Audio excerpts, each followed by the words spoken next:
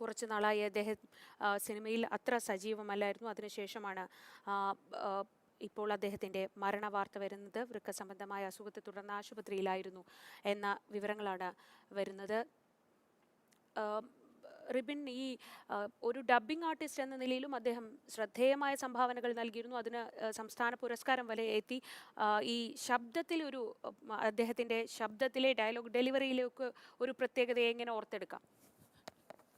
തീർച്ചയായും ശബ്ദം കൊണ്ടും കൂടി അദ്ദേഹത്തിന്റെ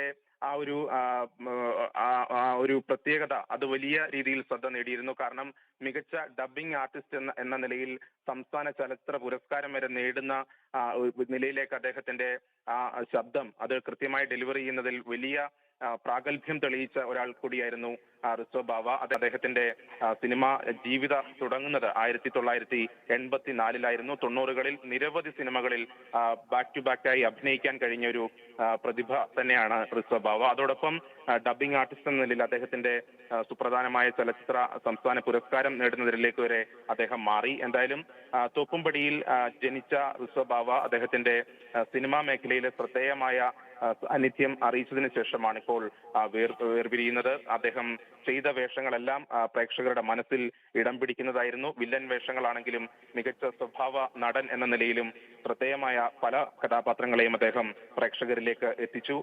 വലിയ ഒരു ജീവിതത്തിനിടയിൽ അദ്ദേഹം ചെയ്ത സുപ്രധാനമായ വേഷങ്ങൾ എന്നും ഇക്കാലത്തും പ്രേക്ഷകർ ഓർക്കുന്നു എന്നുള്ളതാണ്. ഈ ജോൺ ഹോനായി പോലെയുള്ള കഥാപാത്രങ്ങൾ നമ്മളിപ്പോഴും ഓർക്കുന്നത് അദ്ദേഹത്തിന്റെ ആ ഒരു അഭിനയത്തിന്റെ പ്രത്യേകതകളും അദ്ദേഹത്തിന്റെ ആ മാനറിസവും തന്നെയാണ് എന്ന് പറയേണ്ടി വരും.